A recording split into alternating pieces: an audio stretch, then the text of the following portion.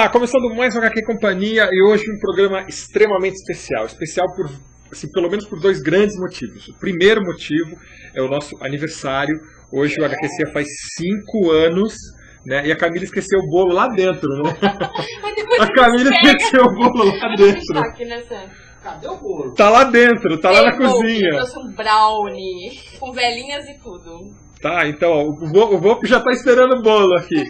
E outro grande motivo, né, esse mais especial ainda, é que depois de tanto tempo eu consegui trazer um convidado que, vocês vão me perdoar se eu for, assim, deixar um pouco o meu profissionalismo jornalístico de lado e botar todo o meu lado de fã para fora, porque realmente é uma pessoa que tem uma história fantástica dentro da história em quadrinhos,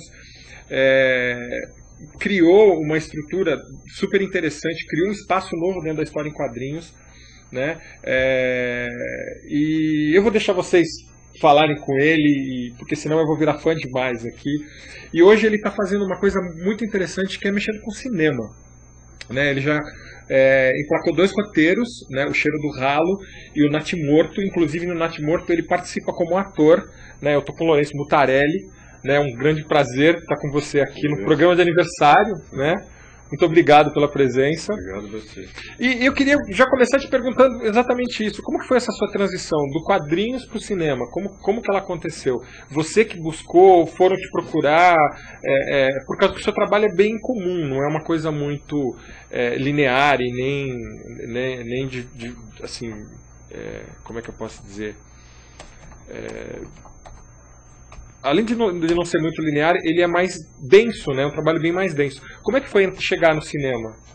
Tudo foi a partir do meu primeiro livro, que é O Cheiro do Ralo, né, que assim que ele foi publicado, não tinha nem um mês que ele tinha saído, já me procuraram para comprar os direitos para o cinema. Tá. O Marçal Aquino tinha lido o livro, indicou para o Heitor Dália, e aí foi a partir daí que começou, né? Nessa mesma época o Heitor estava em pré-produção do Feminina, que tinha umas animações, ele me convidou para fazer as animações, e aí um pouco depois foram as filmagens do Cheiro do Ralo, aí o pessoal de teatro me procurou para adaptar, e como eu já tinha vendido, eu acabei começando a escrever algumas peças para algumas pessoas, então a partir desse romance que foi bem acidental, o nascimento dele, as coisas foram aparecendo. Acidental? Como assim acidental? Porque eu estava terminando a trilogia do Diomedes, lá do detetive em quadrinhos que eu fazia, mas aí me veio uma ideia que eu achei que devia ser em texto, e escrevi muito rápido. Tá. E fiz. Foi uma ideia que eu segui, nem sabia o que ia fazer, se ia publicar ou não. Então foi meio acidental mesmo. É um livro que eu escrevi em 5 dias. 5 dias? Foi uma coisa bem... Ele foi, então, uma coisa psicografada, né, por isso? Quase isso mesmo. E aí as coisas começaram a mudar muito, assim, muito mesmo. O quadrinho é uma coisa que exige muitas horas de trabalho também. Sim, então eu vivia muito isolado. E foi um momento que eu comecei a ter outras possibilidades, assim. E como é que foi a sua experiência de atuar, de ser ator? Começou numa brincadeira de um menino que fez um curta-metragem, me chamou para ser protagonista, e eu estava começando a escrever para teatro, então eu aceitei por isso, porque ele me ligou e falou que era para eu ser o protagonista e não tinha cachê. Eu falei, foi um convite tão absurdo que eu vou aceitar. E aí na época do Cheiro do Ralo, o Heitor pediu para que eu fizesse teste com os atores quando o Celton não podia vir para São Paulo. Tá. E aí ele me convidou para fazer uma participação, e aí eu fiz outros curtas, e foi acontecendo também. Foi algo que foi acontecendo. Porque, pô, olha, sinceramente, eu saí do cinema, quando eu fui ver Natimorto, eu saí impressionado. Eu peguei a última exibição para a imprensa, né? Acho que foram 3 cabines, 3 exibições, e eu peguei a última. E eu já tinha escutado alguns outros amigos jornalistas falando a respeito, olha, vai ver que o filme é sensacional, né? E aí um amigo meu ainda virou para mim e falou assim, olha, o Mutarelli tá melhor do que a... Simone Spoladori, é isso? A atriz. Simone Spoladori. Muito boa, Simone. Então, mas sinceramente, você passou mais verdade no seu personagem do que ela. ela dá uma sensação de interpretação Talvez mesmo. porque ele tivesse uma intimidade muito grande com o personagem. Exato. Era muito difícil, o registro dos personagens é muito difícil, assim, né? Mas foi muito legal participar. O Paulinho, o diretor, e a equipe era muito bacana, foi bem interessante. Teve algum tipo de laboratório, Lourenço? Teve uma preparação física que foi bem importante, com um cara que chama Christian Dvork, que é um cara incrível, e aí teve uma preparação nesse sentido. E a dificuldade era tentar me aproximar do personagem do diretor e não do meu, porque são diferentes, né? E esse era o meu desafio, eu queria chegar mais próximo. Porque o teu devia estar muito já enraizado já. O meu, na verdade, ele estava muito fora, porque ele saiu quando eu fiz o livro, e já fazia um tempo. Eu estava bem distante, eu não reli o livro para fazer o filme, eu fui direto no roteiro. E tenho uma lembrança forte do que seria o personagem para mim, mas o meu desafio era tentar chegar onde era o personagem do Paulinho. Uhum. E como que é a sua vivência com quadrinhos? Hoje você falou que está mais afastado, né? Que você está procurando um quadrinhos hoje um pouco mais minimalista, né? E isso, comercialmente falando, é um pouco mais difícil, né? É bem mais difícil. Eu comecei uma história bem experimental que ninguém comprou, assim, ninguém aceitou. Mas é o que eu vou fazer. Eu quero fazer quadrinhos e um quadrinho numa linha bastante experimental. Eu sei que isso é mais um medo, às vezes, das editoras do que do público. Acho que tem público para isso. Assim. O Japão tem uma linha de quadrinho experimental, os mangás experimentais que são bem interessantes. Já vi coisas, quando eu trabalhava no Maurício, tinha um mangá ali nessa linha, foi a coisa mais incrível, assim, não lembro o nome, lembro o que era o argumento e tudo, mas era uma coisa extremamente... Nunca vi nada parecido em nenhum segmento. A Europa também tem umas coisas assim, os espanhóis fazem coisas assim, né? Os franceses têm uma coisa francesa assim também. Acho que mesmo os americanos, né, tem coisa, alguns autorais assim, tem experimentado bastante, assim. Que nem Mazzucchelli, tem uns caras que eu acho que tem... O Mazzucchelli tinha uma revista que chamava Rubber Blanket, que era muito, muito legal, assim, que eram coisas extremamente experimentais, assim. Trabalhos de alto nível.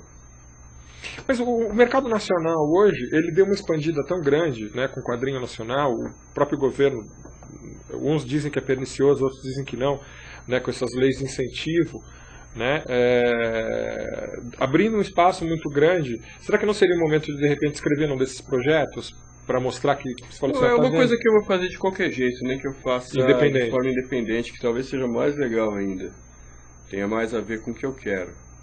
É uma coisa que eu vou fazer, de qualquer forma eu vou fazer, porque é uma coisa que eu tenho feito, não como eu tenho feito como hobby quase, quando no meu tempo vago, assim. Mas eu acho que até estando pronto, eu acho que até eu estou numa editora grande, tudo que pode também bancar. O que eu mostrei foi uma parte de uma história que teve uma certa dificuldade de compreensão, mas não estava pronta também. Era uma parte, era um projeto muito grande, mas eu tenho feito outros experimentos aí, e uma hora devo publicar de qualquer forma, assim. Você tá com a Devir ainda, Lourenço? Não, eu estou na Companhia das Letras. Tá. É porque como eu tô vendo o teu trabalho através do site da Devir, eu queria saber um site que eles possam ver o teu trabalho mais atualizado. Não tem nada. Você não tem um site? Não tenho. Existe esse site que era a Devir que fez, mas é bem desatualizado. Eu já achei, consegui me aprofundar um pouquinho no teu trabalho através da Devir. Através do site da Devir. Não tem nada. Onde você tem uma página só sua, né? Que é a que eu passei aqui pros meus internautas. Mas ela é bem defasada, assim. Tá bem defasada, porque só tem teus trabalhos até 2007. Eu tô aqui tentando achar o André que não engoliu direito o teu... Não, o André não é meu editor, não, André. Meu editor é o Thiago Nogueira. Mas não é assim, é aquilo. Não era um trabalho pronto também. Tá. Então teve um estranhamento. A princípio, depois ele pediu pra ver e gostou muito, queria ver pra onde ia. Mas a questão é que eu não sei para onde ir. É uma coisa que eu vou fazendo sem esboço, sem roteiro. Mas esse é o segredo do sucesso. Exatamente. Estar aberto a todas as possibilidades. Nesse caso era isso. Claro que tem casos que está totalmente roteirizado, que eu faço. Mas nesse caso é uma coisa assim, fazendo mesmo. Você não é o primeiro que vai se envolver com o cinema. A gente teve também o caso da vocalista dos Titãs, que acabou também atuando. Eu já falei pra ele, ele é muito responsável por isso. Ele se abre muito para outras oportunidades, está agora apresentando um programa na Mix TV também, é um cara que está aberto a novas possibilidades. E o que ele fez foi muito bom, foi uma coisa que trouxe, abriu começaram a chamar muitas pessoas que eram da música, tipo o Seu Jorge, Seu Jorge, outras pessoas dele essa semana. Que não eram ligadas diretamente a isso. É como se as pessoas falam como se você tivesse que se manter numa linha. Não, lógico que não. Você não pudesse se aventurar em outras áreas. Eu também acho que não. Lógico que não. O teu trabalho com quadrinhos começou quando? Você começou universitário? Comecei, eu tinha uns 20 e poucos anos, na época tinham várias revistas em banca, mas eu não consegui publicar, então eu fui para os fanzines. Eu publicava o fanzine com o Marcati, que tinha Proceno, a maquininha dele lá. Aí depois eu comecei a publicar na Animal, foi em 88, acho. E meu primeiro álbum, que saiu pela Dealer, foi em 91, que é o Transubstanciação. A partir daí eu fiz quase que um álbum por ano, durante, sei lá, uns 11 anos mais ou menos. E aí foi quando eu comecei a escrever e aí tenho me dedicado mais aos livros. Você desenha também? Ele desenha também, Lourenço? Quais são suas inspirações, assim, pro desenho? Você tem alguma ou você é muito autoral? Não, eu tenho pessoas que eu gosto demais do trabalho, assim, eu gosto muito dos clássicos, assim, que era uma coisa que eu conheci muito novo. Tipo, o Ralph Foster é um cara que eu gosto muito, cara do Príncipe Valente. E tem os mais contemporâneos que eu acho que o cara que eu mais gosto, não que ele me influencie, porque eu tento manter não deixar que ele me influencie, mas eu acho que para mim o melhor em desenho é o Munhoz, que é um argentino que fazia parceria com o Sampaio. Eu gosto muito do Michelangelo Prado, tem os argentinos em geral, o Nini, tem muita gente que eu gosto muito, assim. Tardy, um francês que foi pouco publicado, há um tempo atrás a Conrad publicou uma história longa dele. Mas tem uns caras que eu gosto muito, assim. Mas não sei, aí acho que vai mudando. Há muito tempo eu não tenho acompanhado os quadrinhos, assim, não tenho lido e nem acompanhado. A cena nacional? Nem a cena nacional. Tão fervilhante no momento, Lourenço. É verdade, muito pouco. Alguns eu conheço. Conheço o Rafael Coutinho, o Grampar, esses meninos estão fazendo trabalho com a Chalota, estão fazendo um trabalho Gêmeos, essa moçada eu até vejo alguma coisa, mas estou muito afastado, assim. Vai ser um pessoal bom. Tem. A cena nacional hoje, a gente finalmente criou uma cara para quadrinhos, né? Eu acho que isso se deve muito a você, ao Marcati, que, né, aí na parte de humor entra Angeli, Laerte, Glauco, né? Que foram moldando e a gente saiu daquela coisa de copiar os americanos, né? Acho que isso graças a vocês. Tinha um pessoal legal, tinha um pessoal que sumiu também, que era muito bom, né? O G, o IG, o Pavanelli, o Toral, às vezes ele ainda aparece. O Pavanelli é um cara que tinha um trabalho muito legal também, começou da minha geração, depois ele foi para ilustração, eu nunca mais vi quadrinhos dele. Será que ele não foi capturado pelo mercado internacional? Não foi, eu acho que ele estava mais em ilustração, mas era um cara que tinha um trabalho muito interessante, assim. Foi abduzido, então. Porque muita gente acaba indo para publicidade, né? Porque quadrinhos ainda não dá para se viver dele, né? Mudou completamente. Eu peguei um trabalho que eles queriam me encomendar um quadrinho e no fim eu fiz uma história ilustrada, mas foi uma proposta de trabalho que não existia, assim. Mas é meio reflexo dessa esperança desse momento. E isso vai sair quando? Tem data? Sai em novembro agora. Sai em novembro agora, pela companhia? Pela companhia. Mas aí foi encomendado, não foi uma coisa sua, assim? Não, é minha, eles só queriam que fosse em quadrinhos. Que eu fizesse qualquer coisa em quadrinhos. Tá. E aí eu comecei, mas não tinha fôlego pro que era.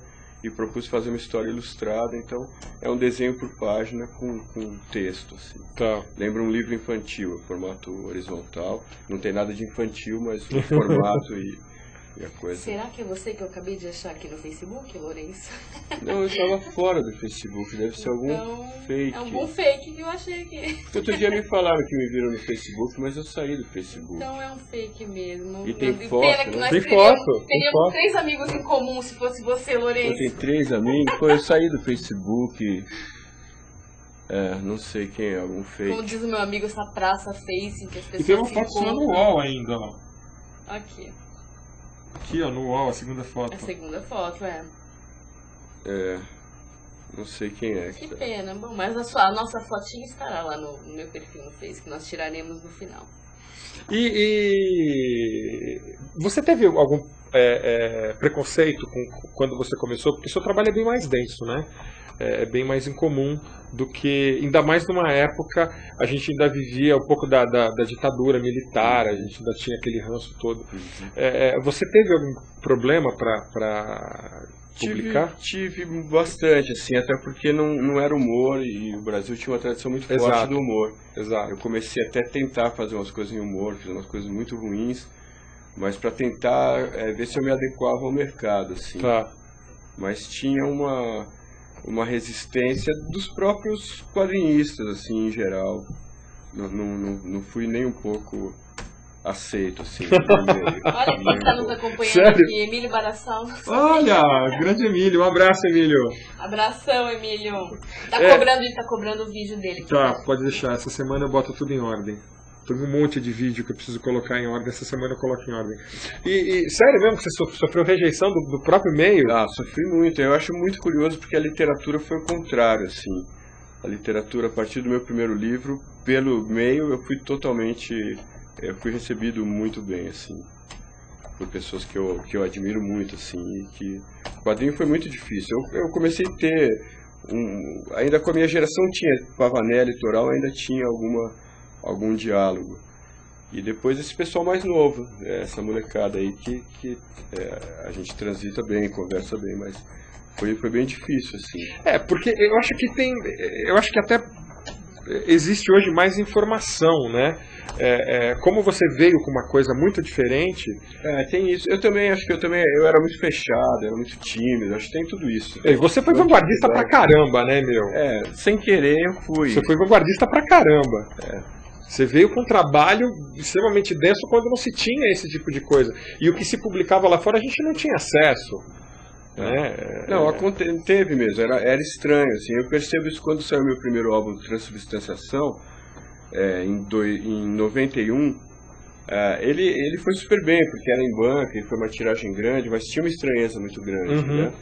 E quando ele foi reeditado pela Devir 10 anos depois, foi mais fácil aceitar, né? 10 anos depois ele era mais fácil entender aquilo, né?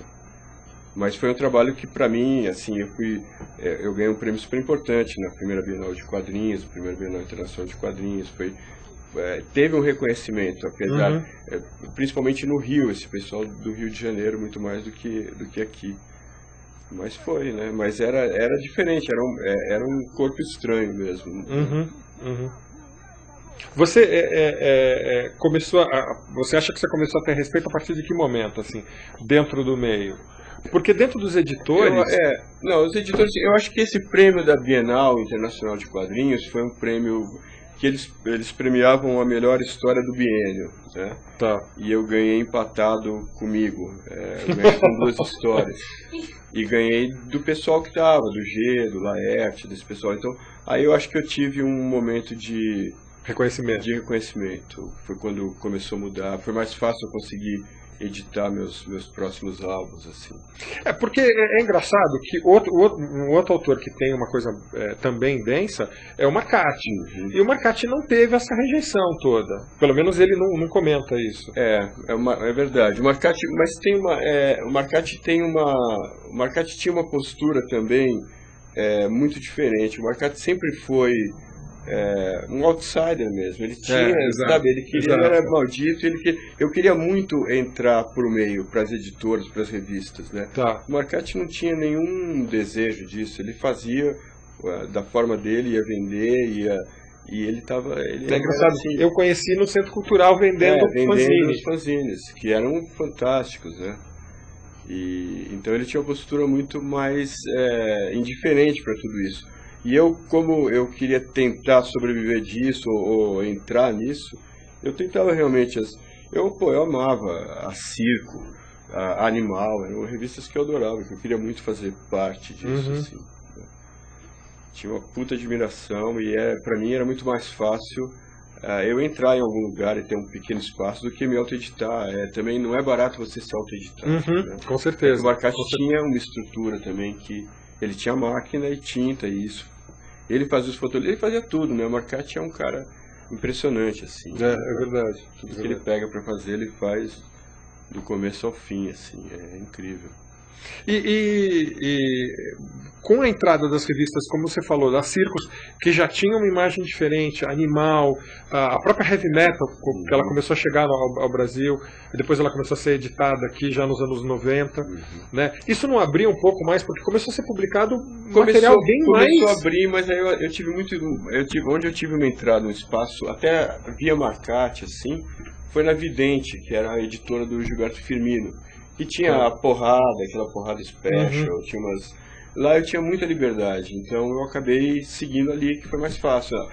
A Animal me dava uma página no suplemento Mal, assim. Me deu 2 ou 3 números, assim.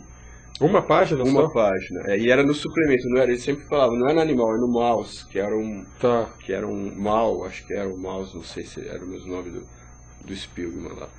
Que era um encarte ali, era em outro papel e tudo. E aí, na Vidente, eu tinha espaço, eu podia fazer histórias até 7 páginas, 10 páginas. Então eu comecei a me dedicar.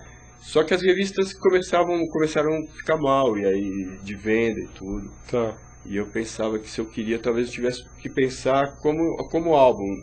Eles falaram que eu sou um dos primeiros a fazer uma graphic novel aqui. Eu não sei se é verdade, porque saiu junto uma que acho que é do Duval, que era uma história de guerra, que saiu, não sei qual que saiu primeiro. Mas o que eu pensava não era em graphic novel, era muito mais no padrão europeu de álbum. E aí comecei a trabalhar, tentar fazer meus álbuns. E é engraçado que dentro do meio de quadrinhos hoje você é uma pessoa extremamente celebrada, né? Cultuada e tudo. E é engraçado ouvir essa história que de repente há 10 anos atrás, 15 anos atrás, você passou por uma experiência tão incomum assim, né? E eles demoraram para conseguir entender o que você faz? Acho que demoraram talvez para entender o que era, ou sei lá, não sei exatamente o que foi, mas passou, né? Depois chega um tempo que fica... Tudo que é novo causa um pouco de estranheza. Com certeza, ser pioneiro é complicado. Ser aceito e verificado e... É assim. Cadê o povo? O povo não está participando? Não, eles estão quietinhos aqui. Eu trabalhando na oficina com o Larissa Mutarelli na biblioteca do Enfilme. Como é que foi essa oficina? Como é que foi? Qual foi o teu papel? Teve depois eu pego. Que foi agora, né? Do dia 16 É que o Sesc me chamou para fazer uma oficina de graphic novel. E eu estou fazendo uma vez por semana no Sesc. E aí a Gibiteca ficou sabendo, e era aniversário da Gibiteca. Eles pediram para eu fazer resumido em um dia sobre roteiro e um outro dia sobre arte final e quadrinização, assim. Foi bacana, porque tinha uma turma muito boa. Me convidaram para participar até, mas tinha uma seleção que você tinha que fazer, mandar um roteiro, um desenho. E como eu ainda não tô muito... Mas no fim a gente abriu. Não tem muita experiência na como área. Era um espaço aberto, a gente deixou quem estivesse por lá participar também. Foi bem legal, foi muito legal. Um pessoal muito bom, assim. Tem sempre gente muito boa fazendo e desenhando e fazendo quadrinhos. E a galera era de que faixa etária que estava mais nessa oficina, Lourenço? Acho que perto dos 30, entre acho que 20 e 30, por aí, acho que era a faixa. Então eu poderia estar por lá, né? Eu tô com 18 agora? Exato. 18 em cada perna. Cala a boca! Essa mulher vai fazer 90 anos com esse rostinho de anjo, não tem jeito. A cobrinha esconde uma beleza, eu nasci com uma bochecha. Deixa eu te perguntar uma coisa. Hoje, pelo que você está falando, parece que você está mais focado no roteiro, na escrita, do que mais na arte, né? E o cinema capturando, né? Na verdade, eu estou mais na literatura mesmo, assim, não é nem roteiro, assim. Talvez eu trabalhe alguma coisa com roteiro ano que vem, mas eu tive encomendas de roteiro original que eu escrevi como livros para serem adaptados por alguém, porque o roteiro é uma peça muito técnica, que eu acho que esfria muito da criatividade. Acho legal ter primeiro uma obra e depois adaptar. Mas eu estou mais focado na literatura mesmo. Hoje você se vê mais como um escritor? Me vejo. Muito mais, assim. Eu tenho desenhado para mim, de uns tempos para cá, que é uma coisa que eu não fazia mais, que eu só fazia o quadrinho, o meu trabalho. Então eu tenho experimentado desenhar, assim, brincado de desenhar, que é uma coisa que me dá muito prazer, assim, mas acho que eu me vejo mais como um escritor mesmo, assim. Você vê mudança no teu traço, né, de quando você começou nos anos 80 e hoje, está muito diferente? Deixa eu emendar a pergunta do César. E como é que você desenha? Nós tivemos a Fernanda Guedes aqui, que desenha na mão e no lápis de cor. E como é que quais são as suas técnicas de desenho? Eu também desenho, uso muito bico de pena, coisa meio medieval mesmo. Assim. Mais um também, do Difícil. Difícil usar bico de pena. E a Fernanda Guedes é uma também que a publicidade tá capturando aí para trabalhar. Exatamente. Eu gosto de trabalhar no papel mesmo e principalmente esse último trabalho eu fiz em acrílica, né, pintado em acrílica, mas eu gosto muito de trabalhar com nanquim e papel. E você vê que extremos opostos, nós tivemos aqui o Dan Goldman, né? Que é totalmente tecnológico. Totalmente tecnológico. Então tem uns que estão se voltando totalmente para digital e tem uns que estão totalmente... Eu acho que esse é um momento que as pessoas estão mais equilibradas, assim. Quando surgiu o Photoshop, os programas e os tablets e tal, muita gente abandonou tudo que tinha para entrar nessa. E hoje acho que as pessoas já estão mais equilibradas, elas transitam. Porque tem coisa que é muito mais fácil você trabalhar ali no computador mesmo, né? Eu não gosto porque nunca investi em equipamento assim, não tenho muita paciência. Já fiz algumas coisas, mas acho muito trabalhoso também. Eu acho mais prático na mão. Acho muito mais prático assim. Eu tive a felicidade de fazer uma entrevista, fazer um tour pelo estúdio Maurício de Souza. E lá eu peguei os dois extremos, arte finalistas que ainda fazem na mão, fazem com pincel e tudo, e arte finalista que faz no computador. E aí eu perguntei, mas não é mais rápido? Ele falou, não, eu desenho na mesma velocidade que ela que faz no computador. Mas é mesmo. Se você vai por exemplo, meu tipo de arte final, se eu for pintar em acrílica ou for trabalhar no Photoshop, é ao mesmo tempo. Só que o Photoshop dá umas travadas às vezes. Viva o Windows! Ele tem o Ctrl Del, né? O Z, né? O Ctrl Z e tal, que não tem na realidade, mas eu gosto mais de trabalhar dessa forma. Porque aí se você errar, dá pra você corrigir com outra camada de tinta. Dá. O nanquim é um pouco mais complicado, mas sempre dá pra você dar um truque ali. Nas artes plásticas você também não se envereda, não? Não muito, assim. Tenho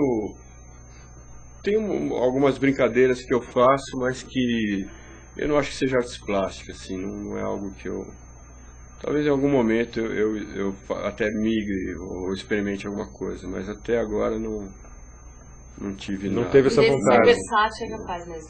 Tem duas perguntinhas aqui, certo? Manda. Posso mandar? Sim. Tema do Banzé, que está perguntando se falta aos artistas nacionais uma visão mais comercial das suas obras, ou essas coisas mais individualistas é algo bom para o mercado. E tem outra que eu também depois responde essa primeiro, depois eu faço a do Emílio. Isso eu acho que é muito relativo, é muito difícil saber o que é comercial, e geralmente se a pessoa se dedica a uma coisa que é comercial, isso é muito passageiro, né? Isso é muito de tendência. Eu acho que cada vez mais vem sendo valorizado o trabalho autoral mesmo. Então, eu cheguei na Companhia das Letras ou qualquer coisa assim, porque meu trabalho era o meu trabalho. Não, sabe, eu geralmente acabo sendo chamado ou convidado. Se o teu trabalho tem personalidade, isso acaba virando uma marca, acaba virando um estilo que é bom. Tá. Quer dizer que o importante é a personalidade do trabalho. Sem dúvida. Se o trabalho tiver personalidade, isso é Potencial e fundamental. personalidade. Porque os editores já têm um olhar clínico mesmo para ver. Qual é a outra pergunta? Do Emílio. Agora que a revista argentina Fierro está ganhando sua versão brasileira, você acha que seria uma nova maneira de aparecer em coletâneas como antigamente? Entre aspas. Como nos casos da Porrada, da Animal? Não conheço, né? Eu acho que é um momento bom para começar a publicar gente nova. Porque como o quadrinho deixou de ser um produto de massa e foi para a livraria em tiragens muito pequenas, dificilmente eles vão bancar alguém que está com o primeiro álbum. Até tem acontecido, né? Que nem aquele que fez o Memória de Elefante. Que é maravilhoso, Caeto. Isso aí. Tem pessoas que têm surgido já com o álbum, mas é muito difícil. Eu acho que essas revistas deviam funcionar trazendo gente nova e também publicando outras pessoas com algum espaço, assim. Mas você muito poderia se saudável. encaixar na Fierro? Acredito que sim, sim. Acho que tem. A Fierro, acho que Fierro. Eu vi essa edição, esse primeiro número brasileiro. Não era só brasileiro, tinha um argentino também. Tinha os argentinos. Mas a Fierro sempre foi uma revista incrível. Esses autores que eu citei, que eu gosto muito, como Nini, Munhoz, e um monte de outros, o mesmo Brecht, eles passaram por ali, né? Isso nos anos 80. Então depende muito da cabeça editorial, né? Você que conhece bem quadrinho argentino, dá para você fazer um paralelo? Porque os argentinos, a gente brinca muito, porque a grande rivalidade Brasil e Argentina, mas eu acho que essa rivalidade fica muito no futebol. Dentro das artes, os argentinos estão infinitamente na nossa frente. O cinema argentino é incrível. Eu ia usar um termo, né? Mas é fodástico. O cinema argentino é muito bom. Né? E eu tive a oportunidade de conversar com o Paulo Ramos, que fez uma pesquisa sensacional com os autores argentinos, né? Escreveu um livro a respeito dos autores de quadrinhos argentinos e veio assim maravilhado de lá com a pesquisa que ele fez. Você que conhece também, eles estão mais na frente, inclusive nessa coisa do quadrinhos mais autoral e mais minimalista, mais experimental, né? Você acha que isso chega aqui? Talvez, eu acho que tem, se você for ver o pessoal do Sul, que é mais próximo da Argentina, eles sempre foram mais para esse lado. Que nem os Ingres, o Guazelli, o Jaca, o próprio Ciber. São pessoas que tinham um acesso maior a isso e que trouxeram um trabalho bastante interessante, né? Eu acho que a diferença argentina é que eles têm uma bagagem cultural muito rica. Sim. E leem muito mais do que nós. Isso é um problema muito sério nos quadrinhos. Geralmente as pessoas que fazem quadrinhos, elas só bebem no quadrinho. Elas não vão beber fora, elas não vão ler, não vão ao teatro, não vão... E aí fica sempre uma coisa meio repetida. É difícil trazer uma coisa nova se você só se alimenta daquilo, né? Então acho que essa é uma diferença grande do povo argentino, assim. E é uma coisa engraçada porque você vê os grandes mestres do mangá, e todos os grandes mestres do mangá, eles bebiam muito no cinema.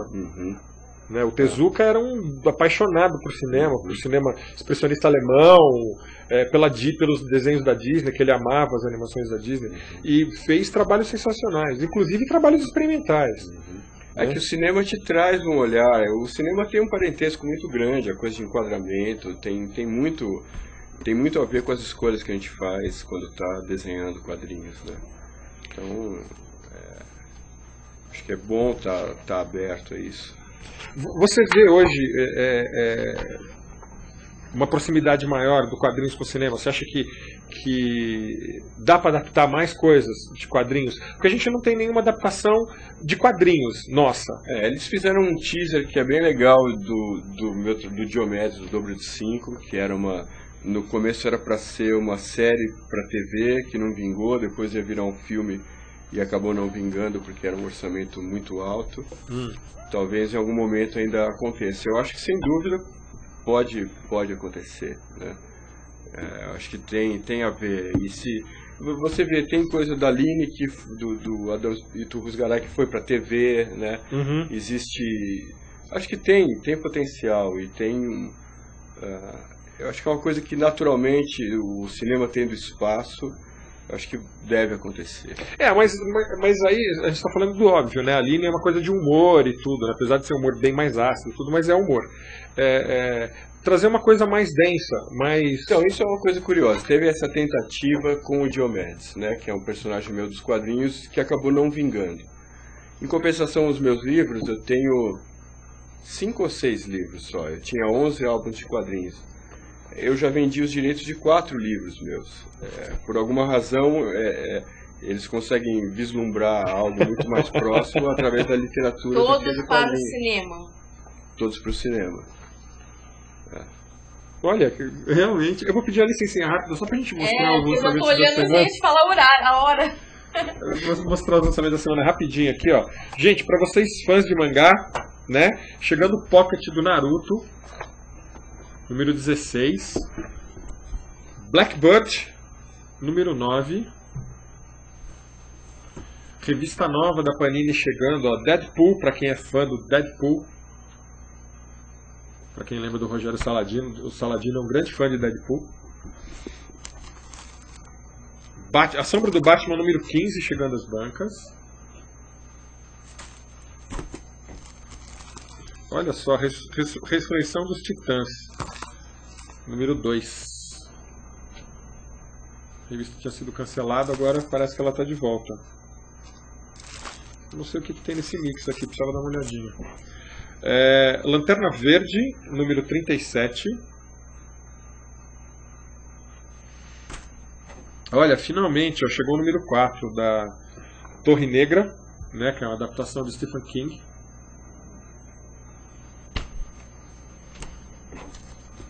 Os Vingadores, número 92. Ultimate Marvel, número 15.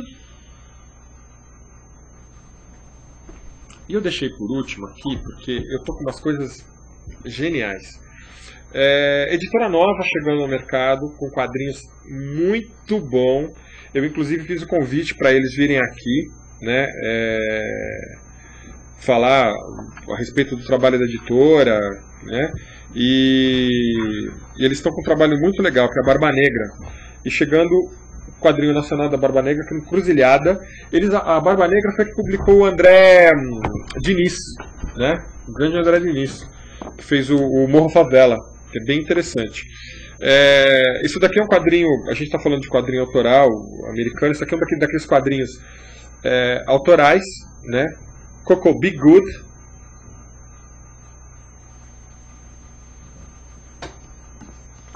Que é de uma outra editora nova, que é da Leia. Um Sábio Qualquer, do Carlos Ruas. Sábado, um sábado qualquer, ó, um sábio qualquer. É que ele é um... Ele tem cara de sábio. Porque Deus. Ele faz uma brincadeira com Deus, ele faz um monte de tirinhas com Deus. Óbvio que com todo respeito, né? Aquela coisa, de repente você pega algum religioso mais... E ele faz umas brincadeiras interessantes com Deus. É bem interessante o humor que ele usa. Realmente é bem legal. E esse eu tava olhando, tá muito... Isso daqui é bem interessante. Pra quem assistiu, foi em coincidência, porque a hora que eu recebi isso aqui, eu tava assistindo Piratas do Caribe. Eu terminei de assistir o filme e peguei o quadrinho. A hora que eu fui ver, tem uma semelhança enorme com, né, assim, pra quem viu ali na hora, são piratas que têm uma maldição, eles estão envolvidos numa maldição, e eles se ingram no mar de noite e de dia eles afundam, né? Eles ficam submersos, né? E aí eles encontram uma criança, e eles criam uma criança para matá-la no futuro só para se divertir. Aí eu não cheguei eu só li essas páginas que eles encontram a criança, e a ideia é criar a criança até uma determinada idade para depois matá-la, porque matá-la pequenininha não ia ter graça. Não ia ter graça. E que é bem óbvio que isso não vai acontecer no final, porque aqui tem o Pirata Mora, o capitão abraçando a criança. Mas é bem interessante, realmente é bem interessante. Tem uma cena hoje de quadrinhos que tá bem legal. Assim, é bom que a gente hoje tem 25, 26 editoras hoje publicando quadrinhos, então a gente tem uma condição muito legal de ter um pouco de tudo, né? Para você que gosta de super-herói, você tem. Para você que gosta de quadrinho autoral, você tem. Para você que gosta de quadrinho mangá, você tem um pouquinho de tudo hoje. Humor, né? Eu quero reivindicar, estar no mailing também das editoras para estar recebendo todos esses É trabalhos, complicado. porque eu já sei com o meu queridíssimo César Freitas que isso é muito difícil. É difícil. Mas eu vou conseguir. É difícil. Depois de 20 anos ralando, agora que eu consegui Eu entrar. comecei a ralar agora, mas tudo bem, eu vou conseguir. Agora que eu consegui entrar. Sabe, eu vou conseguir. Bom, a gente tem Nós 5 temos minutos. 5 minutos. Eu queria, assim, 1 hora de programa é muito pouco tempo, né? Daria pra gente conversar, assim, dias, né, falando a respeito. Mas eu queria que você, pra gente encerrar o programa, que você desse, com a sua experiência de escritor, de quadrinista, eu queria que você desse um conselho para quem está fazendo isso, para quem tem essa mesma vontade, né? Como hoje a gente teve mais acesso a material de fora, viu que realmente dá para se produzir um quadrinho diferente, um quadrinho autoral, eu queria que você desse um recado. A primeira coisa, a piada que me vem é desista enquanto eu tento, né? Mas tem que ir em frente, né? Tem que ir. É difícil pra caramba, mas... É melhor você falar, tem autocrítica. Mas também às vezes a pessoa tem autocrítica demais. Mas também, exatamente, isso atrapalha. Tem que ir fazendo. Acho que tem que pensar isso. Se você... Eu, de alguma forma, se eu não fizesse o que eu fiz, eu só teria subemprego, seria bem pior. Eu não tinha muita expectativa, sabe?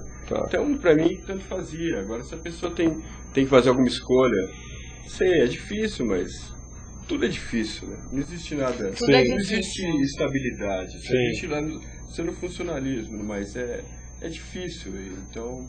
Tem que ir em frente. Mas uma coisa que você falou que é uma grande verdade, que eu vou repetir, né? Que é assim, não fique centrado exclusivamente nos quadrinhos se você quer escrever quadrinhos. Vá ao cinema, vá ao teatro, vá ver vídeo, vai ver clipe, vai escutar música, porque tudo isso acaba Viva, né? Presta atenção na tua bagagem, na tua experiência. Isso também é muito importante. Você trazer coisa de você, assim. Isso é bem importante. Observar o mundo, né? Você tem que estar ligado também no que está à sua volta, não só no virtual, né? Sim. Tem que estar aí, tem que ver as coisas que te interessam e se aprofundar nisso de alguma forma.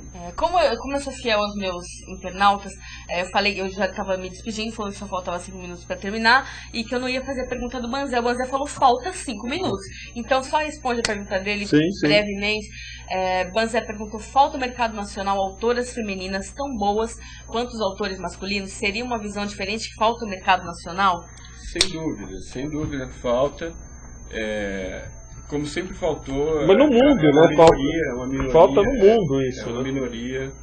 Mas existem, né? Existem. Acho que tem mais na animação até. Sim. Mas existe, acho que é super importante. É uma coisa também que eu acho que para as mulheres que estão começando é muito fácil conseguir.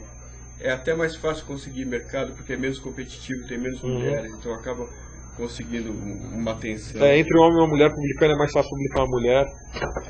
Não, e como já tem muito homem, aí quando surge uma coisa diferente, existe um olhar. Isso que a gente... Eu sou uma aprendiz, eu estou iniciando nos quadrinhos, mas quando nós recebemos mulheres aqui, eu percebo que o trabalho tem outro tipo, tem uma delicadeza, tem uma diferença. Eu acho que é uma outra visão mesmo, né? Com certeza. É um espaço que as pessoas querem, a gente tem curiosidade de ver e que é isso. Eu fiquei embasbacada, por exemplo, com as ilustrações, com os desenhos da Fernanda Guedes. Lindíssimos. Eu tô acompanhando ela pelo Facebook, porque é óbvio que eu adicionei, né? E essa semana ela publicou um sketch que fala, né? Um sketch. Eu fiquei então embasbacada, quer dizer, uma outra visão. Ela tá trabalhando muito pra publicidade. É um outro tipo de trabalho, né? Com certeza. Bom, gente, lamentavelmente nosso HQC chegou ao final, nosso programa de aniversário. A Camila esqueceu o bolo, que era pra gente cortar fora. aqui. Não foi eu que fiz não, mas tudo bem. Né? A gente vai comer um bolinho lá fora, e lamentavelmente a gente não vai poder convidá-los. Obrigado pela presença de vocês, Matt Seven, obrigado pela presença, o Emílio Barassal, o Banzé, sempre aqui prestigiando o programa. Obrigado, gente, por esses 5 anos de HQcia, né? Obrigado, Mutarelli, por ter, né, feito assim o aniversário do programa mais legal, mais brilhante. Gente, um super final de semana. E a semana que vem eu tô com o Vorney. O Vorney do prêmio... Ai, como é que é o nome do prêmio? Esqueci. Ixi, você vai perguntar pra mim. Ângelo Agostini, exatamente. O Ângelo Agostini, que ele vai falar de 3 grandes projetos dele. Ele fez o Garra Cinzenta e mais 2 projetos, que ele resgatou o Garra Cinzenta, que, segundo dizem, é escrito por uma mulher, né? O roteiro é de uma mulher. Eu não sei, é lindo aquilo, mas tem um mistério envolvendo. Ninguém sabe quem é o roteirista. Todo mundo sabe quem é o desenhista, mas ninguém sabe quem é o roteirista. Será que nós vamos saber? Não, ninguém sabe. Ah. Ninguém sabe. Ninguém sabe. Ai, um roteirista fantasma, que É dos anos 30 isso. Então, como na época não era uma coisa muito comum mulher desenhar, era uma coisa extrema. Hoje não é uma coisa comum, na época então era raríssimo. Então nunca ninguém soube quem era o roteirista. Então por isso que se desconfia que seja uma mulher. Olha, nunca demorou pra saberem no caso Watergate também, mas um dia souberam, hein? Não sei, então, mas quem sabe. Bom, gente, super obrigado, super final de semana. Semana que vem com o Vorney.